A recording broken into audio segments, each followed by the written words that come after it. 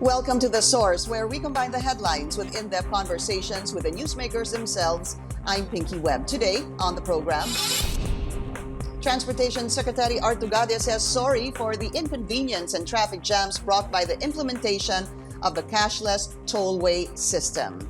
As President Rodrigo Duterte warns toll regulatory officials that he will fire them due to incompetence. And later, did the Philippines miss its chance to secure coronavirus vaccines from Pfizer?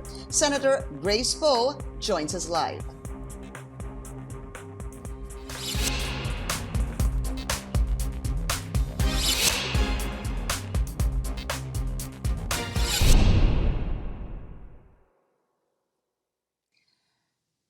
Transportation Secretary Art Tugade blames toll regulators for the problems encountered in the cashless tollway system, but senators point out he is the chairman of that very same regulatory board. Our Joyce Ilas tells us more.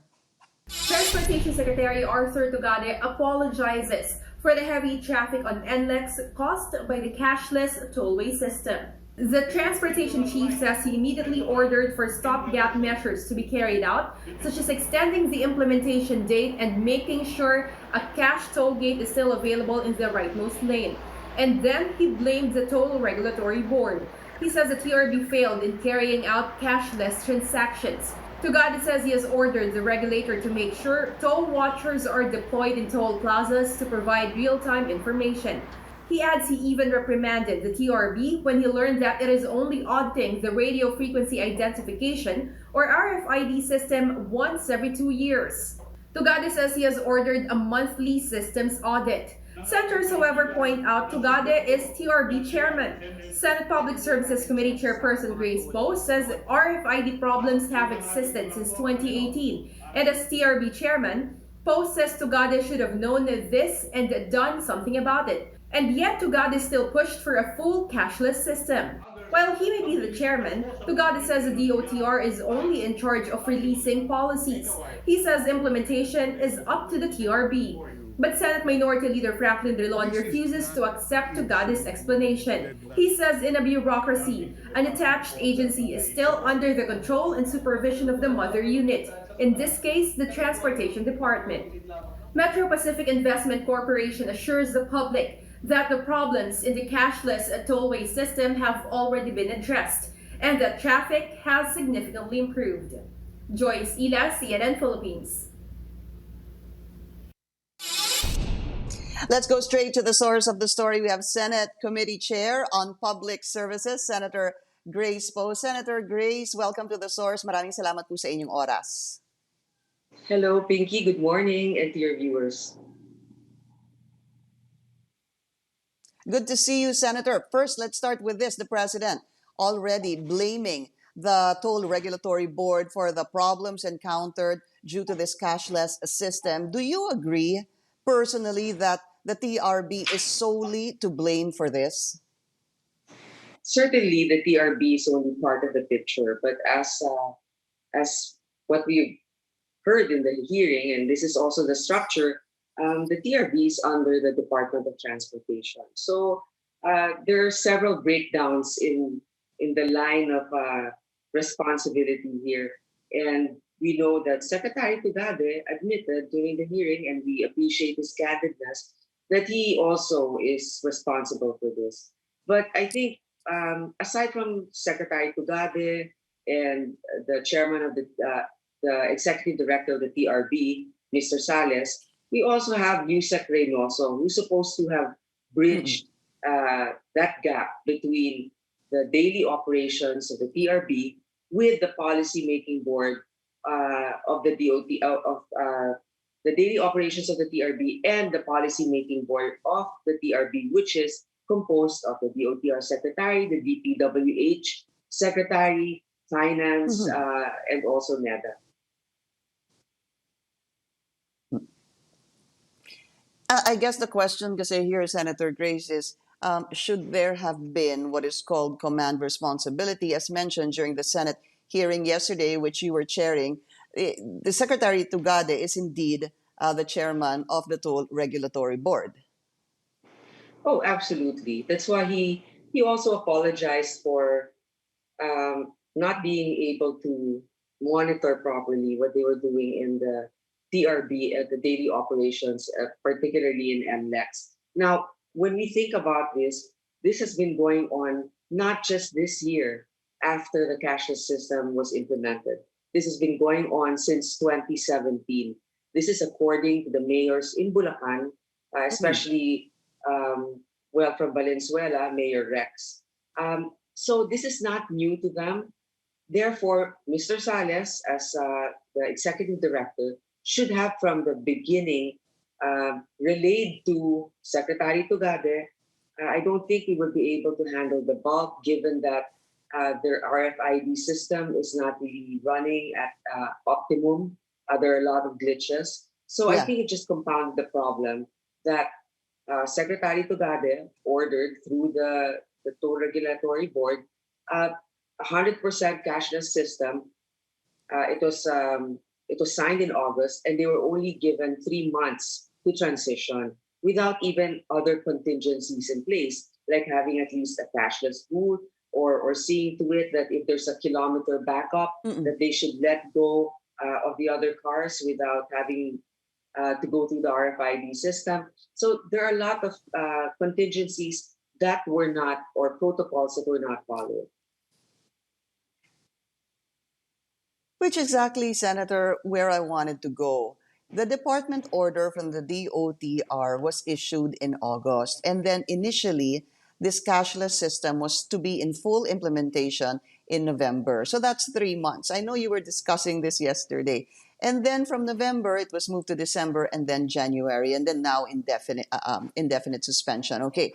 Yung pong kasing 3 months raised a lot of eyebrows.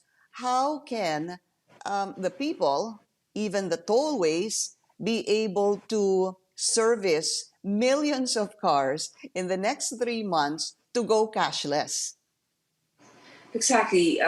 Pinky, there are 12 million cars, they say here around here in the Philippines, and the bulk of that is in Metro Manila, in this area in NCR. So naturally, there are about 3 million cars that aren't yet RFID ready, and they have to be able to install the stickers on their cars.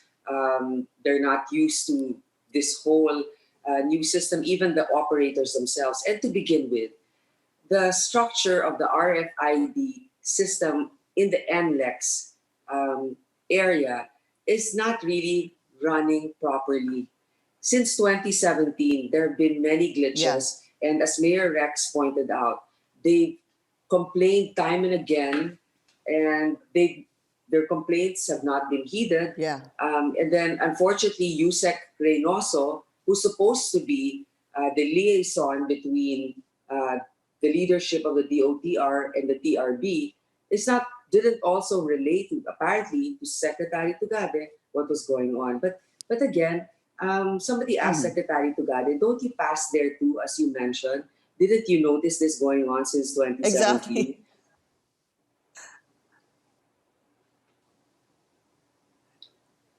Yeah, Senator, I was actually going to go there because one of the offices, or the main office, I believe, of the DOTR is in Clark, right?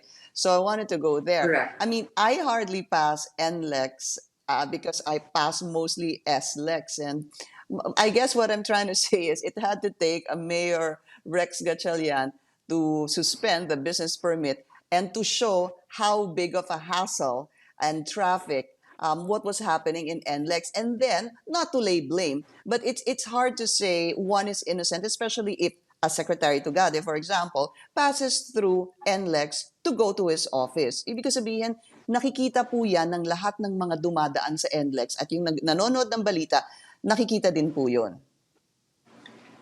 Kaya nga, Pinky, kitang-kita na, syempre, nataranta na sila dahil nakita nila yung nangyari doon na nagpipilahan lahat ng mga kotse, nagmistulang parking lot. Tapos syempre, napuna na ng Yeah. presidente. Kaya biglang nagpupumahog sila. Pero akalain mo, 3 taon, kaya lahat sila dyan may culpability. Uh, all, I think um, all three links from the TRB Executive Director, Mr. Sales, to USEC Reynoso, and ultimately, of course, Secretary Tugade, because he's the head of the OTR. So the important thing now is what came out of the hearing, wherein Secretary Tugade admitted Yes. that he made a mistake, or that he dropped the ball on that one as well, being the head of the OTR, and he made certain promises during our hearing. Number one, he will not implement fully the cashless system. They will add more toll booths, and then whoever, they won't be imposing any penalties.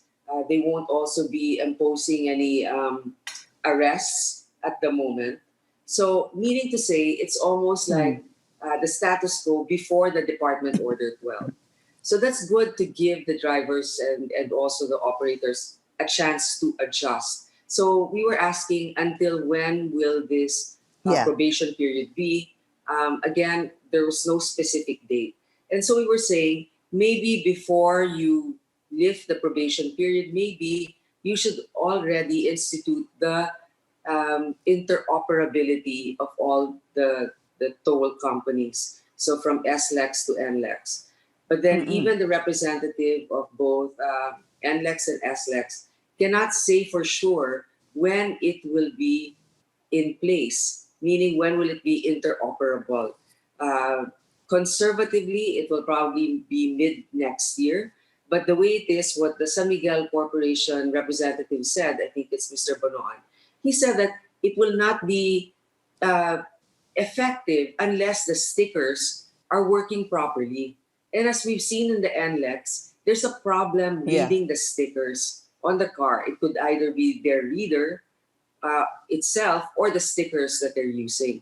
But as we've noticed in NLEX, there's really less of a problem. So obviously it's the operation. The SLEX, there's less of a problem. And just this points out to the management of NLEX that's been deficient. All right. Senator, we need to take a very short break, but Senator Grace Poe and I will continue our discussion on Facebook while we pause for commercials on television. The Source will be right back.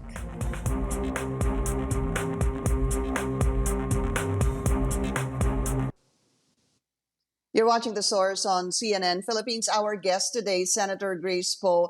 And as mentioned a while ago, to those na nanonood sa atin, indefinite suspension muna, yung RFID. Of course, there was a committee hearing on this yesterday headed by Senator Poe.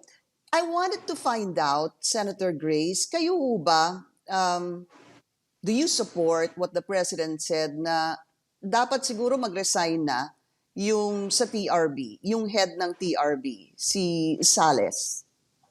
Talagang sa tingin ko, dapat mag-resign na siya. Kaysa naman paalisin pa siya dyan. Sa tono ng mga binigkas ni Secretary Tugade, mukhang papunta doon. Ewan ko lang kung magkakaayusan sila mula kahapon hanggang ngayon. Pero akalain mo, 3 taon na nagkakaroon ng problema ang serbisyo ng concessionaire sa NLEX.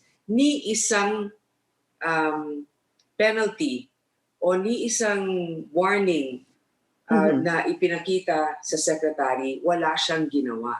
So parang kakutsaba pa siya dito. So malaki talagang responsibilidad nung executive director. Medyo naawa ko dahil lahat ng bintang ay sa kanya kahapon. Obviously, hindi naman lahat siya. Pero malaki ang pagkakasala niya doon. Sabi niya yung mga report daw, binibigay lang niya sa concessionaire. Also hindi niya yesterday. binibigay sa secretary. Yeah. Yung sabi nga ni Secretary Tugade, he was mentioning about that too. But just wanted to touch briefly, during the hearing yesterday, napag-usapan din po yung supposed rehabilitation ng NAIA. Yung pong Megawide GRM, ang sabi po ni Secretary Tugade, I believe, can still appeal its proposal to rehab NAIA after its OPS was revoked. Can you give us just maybe a brief reaction on how that transpired? Because parang lumalabas, Senator Poe, that NEDA was saying that they didn't have enough money. Parang yung equity position nila is only 18 billion. and it was insufficient to finance a 32 billion part of the project, which is part of 100 billion, na yung 30% galing sa kanila, yung 70% naman ay uutangin? There's no doubt it's a question of timeline and also the rules of equity in a build, operate, transfer.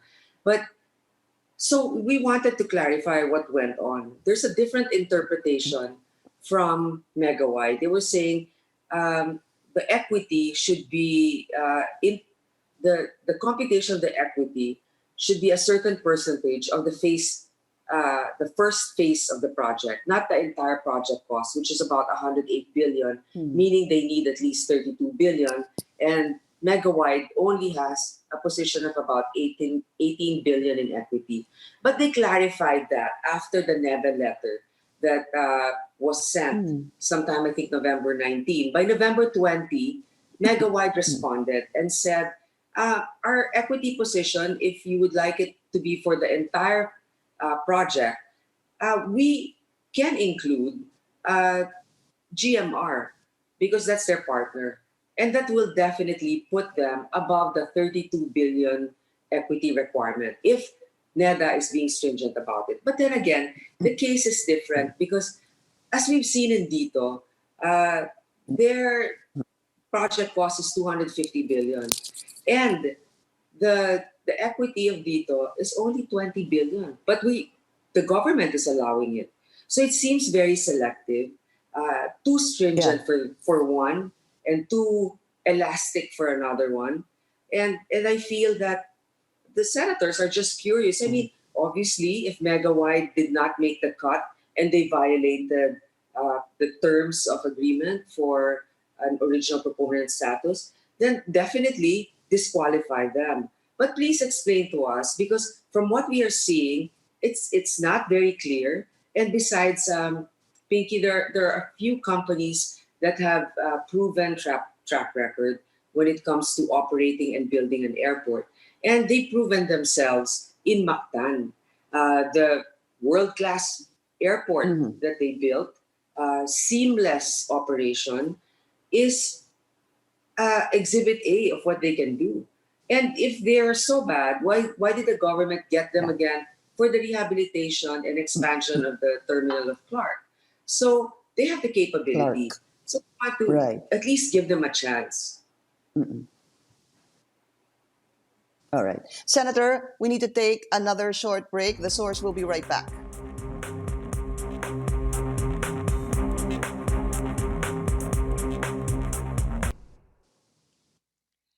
A while ago, Senator Grace Poe used the term drop the ball. So let me ask you that, Senator Poe, what are your thoughts on what has been talked about recently, that we possibly missed a chance to acquire the Pfizer vaccine by January because, according to Senator Ping Lacson, it was Secretary Duque who, dropped the ball on this one?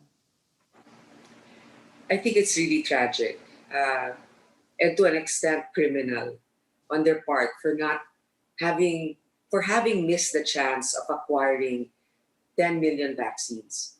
At this point, we actually need to vaccinate at least 70 to 60% of our population, which is at the minimum 70 million. And we are already getting the 10 million supposedly by January. But because, again, ewan ko, yung leadership ng DOH, urong-sulong, hindi makagawa ng desisyon, ay hindi makabigay ng tamang rekomendasyon, we missed it. Imagine it was acquired, our chance to get that was given to Singapore because they could act decisively and we can't.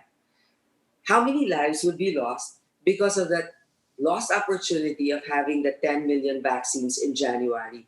Now they're saying the rollout, and still uncertain, will be sometime mid next year. So that's how many months from now? People are already fatigued about all of these quarantine requirements and restrictions. The economy is already suffering for it. How many billions to save the health of hundreds and to save our ailing economy? Senator, one last question. I don't have enough time anymore. Months ago, 14 senators asked or called for the resignation of Secretary Duque. You were one of them. Are you repeating this call now? I'm sorry, are we going to ask for it again? Again and Will you again. repeat this call? Yes. You know what we are doing in the Senate is we are convening as a committee on the whole, meaning there's no specific committee that will hear it. It's not the health committee. It's all the senators will have a say on the investigation and the hearing of the vaccine issue. Yeah. And we look forward to that when the senators look into the vaccination plan of the government. Senator Grace Poe, it's good to see you. Maraming salamat po sa inyong oras. Good to see you also, Pinky, and to your viewers. Salamat po. Thank you for joining us here on The Source. I'm Pinky Webb. You're watching CNN Philippines.